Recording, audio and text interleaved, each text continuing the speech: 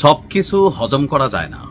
মাঝে মাঝে হয় কি যে এত কষ্ট করলেন, নৌকা ভাড়া করলেন, ট্রাক ভাড়া করলেন, পুলিশে টাকা দিলেন। এখন তো শুনলাম যে সাবেক ডিসি, তারপর এসপি, থানার ওসি, রাজনৈতিক নেতা, আওয়ামী লীগ, বিএনপি, জামাত, এনসিপি সবাই নাকি জড়িত দুদকের রিপোর্টে, যেটা আমরা দেখলাম কালবেলার প্রতিবেদনে। বিজিবিরও এখানকার ক্যাম্পের নাম আসছে। তো যে সবাই মিলাজিলে এটা যে যেমনে খাইছে, দিন শেষে যারা কিনছিল ওই পাথরটা তাদের তো ভাই রক্ষা নাই। 72 ঘন্টা আলটিমেটাম ভিডিওটা ঝড়ের বেগে শেয়ার করেন পাথর চোরদের কাছে পৌঁছানোর জন্য, কারণ ডিসি সাহেব তো ঘোষণা দিয়ে দিছে। আমিও তখন বলছিলাম যে জেল জুলুম পরে, আগে পাথর নিছো, পাথর আইনা রাখো।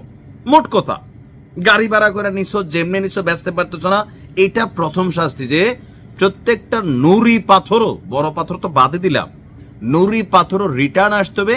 যে যে জায়গা থেকে পাথর লুট করছো পাথর ফেরত দাও। এরপরে হচ্ছে বিচার হবে, কি শাস্তি কি হবে, কম হবে না বেশি হবে। আমার ঠিক মনের ভাষাটাই যেন ডিসি সাহেব বুঝতে পারছিলেন। সাদা পাথর নিয়ে আমার যে ভিডিওটা করা আছে, ওই ভিডিওটাতে দেখবেন এই চাওয়াটাই আমার ছিল।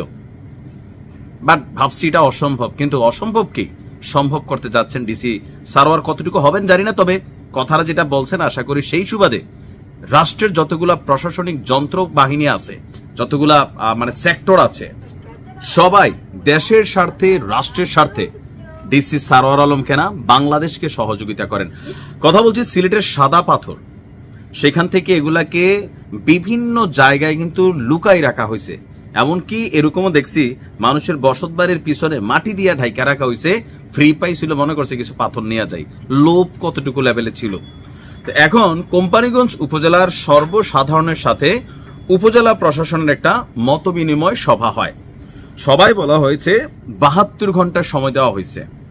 যারা যেই জায়গা থেকে পাথর লুট করছেন, এই 72 ঘন্টার মধ্যে পাথরগুলো নিজ দায়িত্বে, নিজ খরচে ওই সাদা পাথরের যে এরিয়া ছিল আমাদের সেই পর্যটক স্থান, সেখানে রিটার্ন দিয়ে আসেন।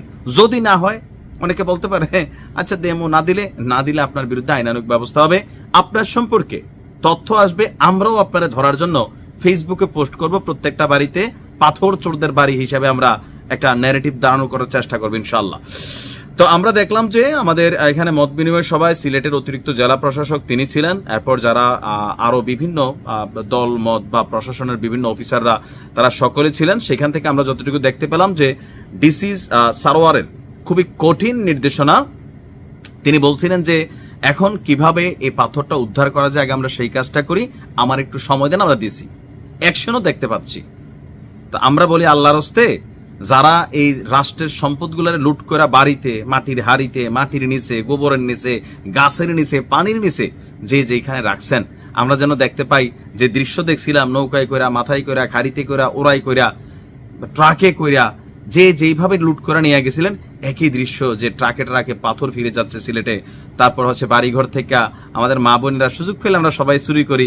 অনেকে চিন্তা করছে সবাই না তুমি আর বই আরিস কিত্তা, তো এরকম যারা নিছেন তারাও ফেরত দিয়ে ফেলেন। আর যদি না দেয়, আপনাদের বিরুদ্ধে প্রশাসন সর্বোচ্চ ব্যবস্থা নেবে। আমরা এটার পক্ষে জনমত তৈরি করব। এটা মানার কোনো সুযোগ নাই। ডিসি সারোয়ার সাহেবকে অসংখ্য ধন্যবাদ।